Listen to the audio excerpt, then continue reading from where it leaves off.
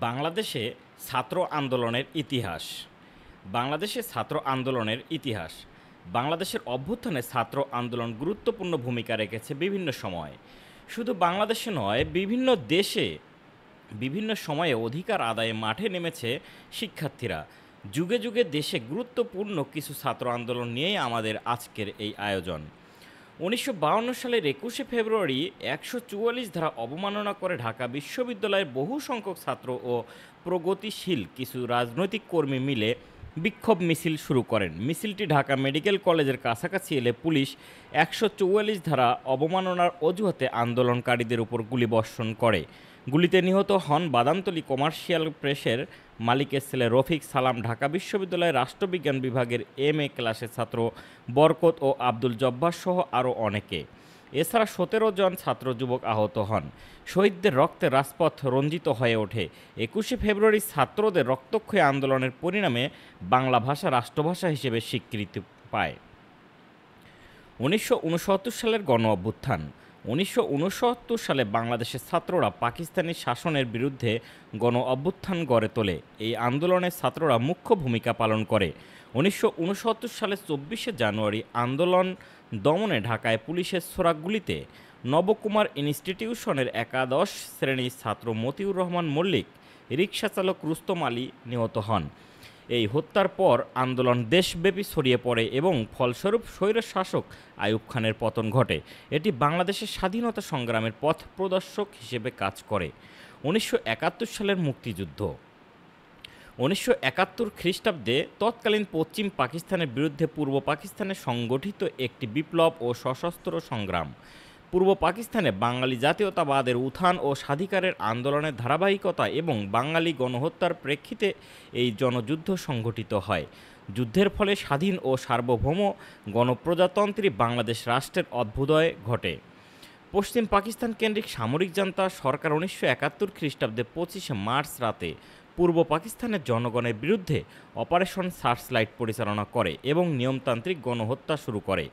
এর মাধ্যমে জাতীয়তাবাদী সাধারণ বাঙালি নাগরিক, ছাত্র, শিক্ষক, বুদ্ধিজীবী, ধর্মীয়, সংখ্যালঘু, পুলিশ ও ইপিআর কর্মকর্তাদের হত্যা করা হয়। সামরিক জান্তা সরকার ১৯৭০ খ্রিস্টাব্দে সাধারণ নির্বাচনের ফলাফলকে অস্বীকার করে এবং সংখ্যাগরিষ্ঠ দলের নেতা শেখ মুজিবুর রহমানকে গ্রেপ্তার করে। ১৯৭১ খ্রিস্টাব্দের ১৬ই ডিসেম্বর পশ্চিম পাকিস্তানের আত্মসমর্পণের মাধ্যমে যুদ্ধের সমাপ্তি ঘটে। ১৯৯০ সালের স্বৈর শাসক আন্দোলন। ১৯৯০ সালের ১০ই অক্টোবর জেহাদ নামে একজন ছাত্র পুলিশ কর্তৃক গুলিবিদ্ধ হলে সেই মৃত জেহাদের লাশকে কেন্দ্র করে ঢাকা বিশ্ববিদ্যালয়ের অপরাজেয় বাংলার পাদদেশে তৎকালীন ক্রিয়াশীল সকল ছাত্র সংগঠনের নেতৃবৃন্দ সেখানে উপস্থিত হয়। ২৪টি ছাত্র সংগঠনের নেতৃবৃন্দের উপস্থিতিতে গড়ে ওঠে সর্বদলীয় ছাত্র ঐক্য। উল্লেখ্য, এই সর্বদলীয় ছাত্র ঐক্য গড়ে ওঠার আগে বৃহৎ দুই ছাত্র সংগঠন বাংলাদেশ জাতীয়তাবাদী ছাত্রদল ও বাংলাদেশ ছাত্রলীগ আলাদাভাবে এরশাদ বিরোধী আন্দোলনে সক্রিয় ছিল। সর্বদলীয় ছাত্র ঐক্য গঠনের মাধ্যমে ছাত্র সংগঠনের সকল শক্তি একই জায়গায় মিলিত হয়েছিল। এছাড়াও আরও কিছু শক্তিশালী বামধারার ছাত্র সংগঠন যথেষ্ট পরিমাণে সাংগঠনিক শক্তির অধিকারী ছিল। এর মধ্যে উল্লেখযোগ্য ছিল বাংলাদেশ ছাত্র ইউনিয়ন, জাসদ সমর্থিত বাংলাদেশ ছাত্রলীগ, সমাজতান্ত্রিক ছাত্র ফ্রন্ট, বাংলাদেশ ছাত্র মৈত্রী ইত্যাদি। সব কয়টি ছাত্র সংগঠনের মিলিত শক্তির আন্দোলনের কাছে সেনাবাহিনী সমর্থিত জেনারেল এরশাদ টিকতে পারে নাই।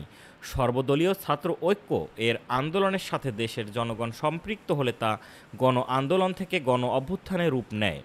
সেই গণ অভ্যুত্থানে জেনারেল এরশাদ ৪ঠা ডিসেম্বর পদত্যাগের ঘোষণা দেন এবং ৬ই ডিসেম্বর আনুষ্ঠানিকভাবে পদত্যাগ করতে বাধ্য হন। ২০১৮ সালের বাংলাদেশে কোটা সংস্কার আন্দোলন। ২০১৮ সালে বাংলাদেশে কোটা সংস্কার আন্দোলন। কোটা সংস্কার আন্দোলন ছিল বাংলাদেশের সব ধরনের সরকারি চাকরির ক্ষেত্রে কোটার ভিত্তিতে নিয়োগের প্রচলিত ব্যবস্থার সংস্কারের দাবিতে সংগঠিত একটি আন্দোলন। ১৯৭২ সাল থেকে চালু হওয়া কোটা ব্যবস্থা সংস্কারের দাবিতে চাকরি প্রত্যাশী ও সাধারণ শিক্ষার্থীরা বাংলাদেশ সাধারণ ছাত্র অধিকার সংরক্ষণ পরিষদের নেতৃত্বে ২০১৮ সালের জানুয়ারি থেকে ধারাবাহিকভাবে বিক্ষোভ এবং মানববন্ধন কর্মসূচি পালন করে। লাগাতার আন্দোলনে সাধারণ শিক্ষার্থীদের অংশগ্রহণের ফলে প্রথম ও দ্বিতীয় শ্রেণীর সরকারি চাকরিতে ৪৬ বছর ধরে চলা কোটা ব্যবস্থা বাতিল ঘোষণা করে সরকার। ২০১৮ সালের নিরাপদ সড়ক আন্দোলন। বাংলাদেশে কার্যকর সড়ক নিরাপত্তার দাবিতে ২৯শে জুলাই থেকে ৮ই আগস্ট ২০১৮ পর্যন্ত সংগঠিত একটি আন্দোলন বা গণবিক্ষোভ।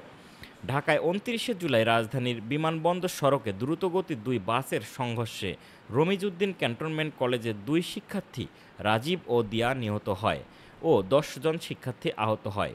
এই সড়ক দুর্ঘটনার প্রেক্ষিতে নিহত দুই কলেজ শিক্ষার্থীর সহপাঠীদের মাধ্যমে শুরু হওয়া এই বিক্ষোভ পরবর্তীতে বাংলাদেশে ছড়িয়ে পড়ে।